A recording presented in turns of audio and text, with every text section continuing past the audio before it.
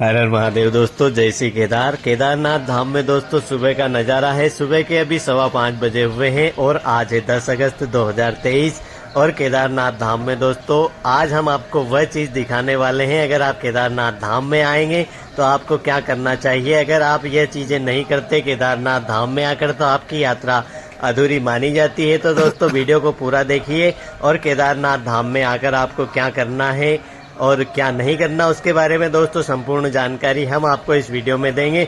दोस्तों सबसे पहले आपको दिखाते हैं मौसम किस प्रकार से है। तो दोस्तों अभी जैसा आप देख सकते हैं केदारनाथ धाम में सुबह सुबह 4 बजे अच्छी खासी हल्की हल्की बारिश हो गई थी। उसके बाद में बारिश बंद हो गई है। दोस्तों बात करें दोस्तों बीते कल की, तो कल दोस्तों सुबह से लेकर शाम तक पूरे दिन कोहरा छाया रहा था और केदारनाथ धाम में दोस्तों कोहरा शाम तक छाया रहा। 1 घंटे के लिए धूप निकली थी दोपहर में, उसके बाद में फिर से बादल छा गए थे। उसके बाद में दोस्तों शाम होते होते हल्की हल्की बारिश शुरू हो गई थी जो आज सुबह 4 बजे तक लगातार होती रही और अभी फिलहाल बारिश रुक गई है।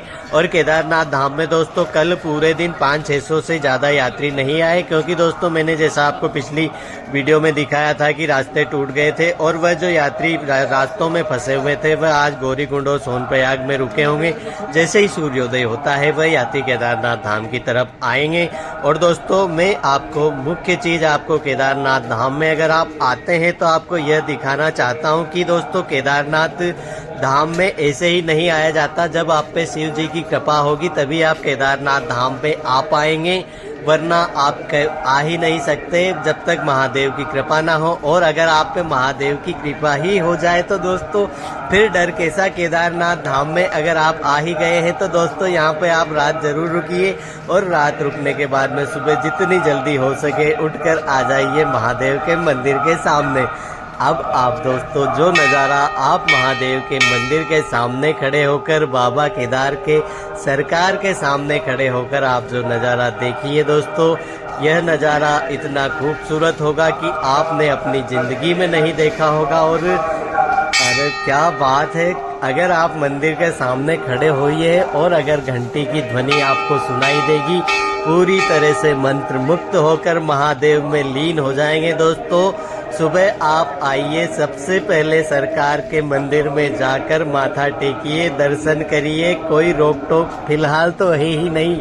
जैसे आप अपने भगवान को पूजना चाहें, जल चढ़ाएं, जो करना चाहें आपके भगवान और आपको आमने सामने कर दिया जाता है। जैसे पूजना पूजिए, कोई रोक टोक नहीं है। फिलहाल दोस्तों भीड़ अभी कम है, इसलिए भीड़ बढ़ने के बाद में फिर जो होगा वो आपको बताते जाएंगे। पर दोस्तों अभी अगर आप आते हैं और मंदिर में दर्शन करने के बाद में आप मंदिर के सामने आ जाइए और यहाँ का जो नज़ारा है कुछ समय आप मंदिर के सामने बैठिए। मंदिर में आपको साक्षात महादेव, यहाँ की जो आबो हवा है, यहाँ पे लगातार सुबह मंत्र की ध्वनियाँ आपके कानों में पड़ती रहेंगी और आप अभी भी सुन सकते हैं मंत्र लगातार। मंदिर के अंदर रुद्राभिषेक होता है सुबह के वक्त में और मंदिर के आसपास जो नज़ारे हैं बहुत ही ज़्यादा खूबसूरत नज़ारे, जिसके सामने स्वर्ग भी फीका पड़ जाए। स्वर्ग चाहे अच्छा होगा बुरा होगा, इससे भी ज़्यादा खूबसूरत होगा, हमें उससे कोई मतलब नहीं, क्योंकि हमारे महादेव यहाँ बैठे हैं और यहाँ पे नज़ारा इतना खूबसूरत है। तो सरकार के साथ में इतने खूबसूरत नज़ारे मिल जाए तो उसका